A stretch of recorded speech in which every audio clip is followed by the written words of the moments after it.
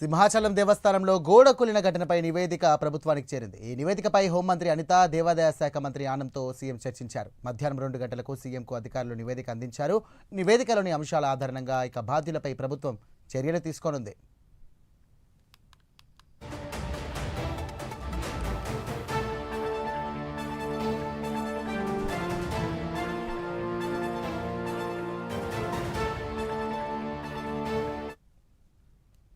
సింహాచలం దుర్ఘటనపై బాధ్యులపై చర్యలకు రంగం సిద్ధమైంది. 8 నుంచి 10 మందిపై చర్యలు తీసుకునే అవకాశం ఉంది. సింహాచలం దుర్ఘటనపై ప్రభుత్వానికి ఇచ్చిన నివేదికలో త్రిసభ్య కమిటీ కీలక అంశాలను ప్రస్తావించింది. ఆలయ ఈవో మరియు ఇంజనీరింగ్ సిబ్బంది, టూరిజం కార్పొరేషన్ అధికారులు, కాంట్రాక్టర్ లక్ష్మణ్ రావు బాధ్యులను కమిషన్ పేర్కొంది. ఇక వీరందరిపై కూడా తీవ్ర చర్యలకు త్రిసభ్య కమిషన్ సిఫార్సు చేసింది. రైట్, ఇదే అంశానికి సంబంధించి మరిన్ని డీటెయిల్స్ మా డిప్యూటీ ఇన్పుట్ ఎడిటర్ వాసు అందిస్తారు. వాసు, చెప్పండి.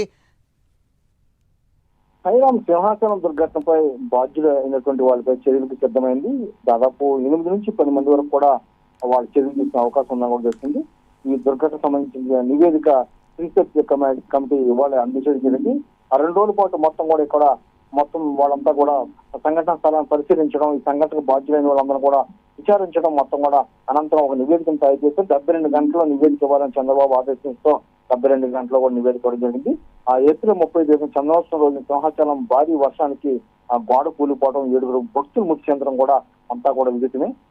తాత్కాలికంగా నిర్మించిన గోడకు కనీసం పునాది లేకపోవడం, కనీసం అందులో ఎటువంటి అంటే ఐరన్ కానీ లేకపోతే ఏమి వాడకుండా నిర్మించడం, ఇవన్నీ కూడా ఆ కమిటీ అంతా కూడా అబ్జర్వ్ చేసింది.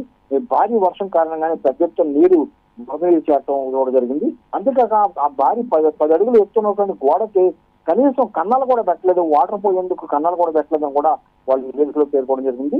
ఆ నీరు వెళ్ళేందుకు లీప్ హోల్స్ అంటారు, లీప్ హోల్స్ కూడా పెట్టలేదని ప్రాథమికంగా పేర్కొనడం జరిగింది.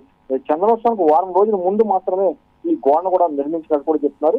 ఇది కూడా ప్రసాదం స్కీమ్ అమలు అవుతుంది. అందులో భాగంగానే ఈ గోడ కూడా నిర్మించినట్టు కూడా తెలుస్తుంది. ఎలాంటి డిజైన్ కానీ లేకపోతే ఎటువంటి అంటే డిజైన్ లేకుండా ఎలా కట్టారు గోడను కూడా కాంట్రాక్టర్ కూడా అదే రోజు వాళ్ళు గట్టిగా అనడం కూడా జరిగింది. ఈ సంఘటన సంబంధించి దాదాపు 7 ముచ్చువాత పట్టడం జరిగింది. ఈ నేపథ్యంలో ఈ సంఘటన బాధ్యులతో పాటు విశాఖ సిపి, కలెక్టర్, ఇతర ముఖ్య అధికారులతో కూడా రీసెర్చ్ కమిటీ మొత్తం వివరణ తీసుకుంది. ఈ నేపథ్యంలో ఆలయ ఈవో, ఇన్ఛార్జ్ ఈవోతో పాటు ఇంజనీరింగ్ సిబ్బంది, టూరిజం కార్పొరేషన్ అధికారులు, కాంట్రాక్ట్ లక్ష్మణ్ రావుపై బాధ్యత మొత్తం వీళ్ళ బాధ్యతలు చేసి చర్యలు తీసుకునే అవకాశం ఉందని కూడా తెలుస్తుంది. ఇందుకు గాను మొత్తం సమాచారం కూడా ఇవ్వడం జరిగింది, నివేదిక కూడా అందజేయడం జరిగింది. ఇదిలో ఉండగా ఎల్లుండి దేవాదాయ శాఖ ఉన్నతాధికారులతో సీఎం చంద్రబాబు ఉన్నతస్థాయి సమావేశం ఏర్పాటు చేశారు. తిరుమల సింహాచలం వరద సంఘటనలతో పాటు ప్రభుత్వం ఎలక్ట్రానిక్ గా సమాచారం, దేవాలయాల్లో ఎలాంటి సంఘటనలు జరగడం పట్ల కీలకంగా సమీక్షించే అవకాశం ఉంది.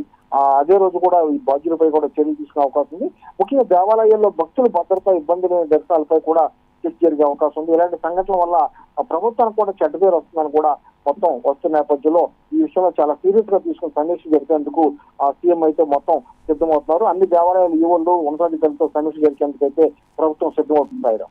Thank you Vasu.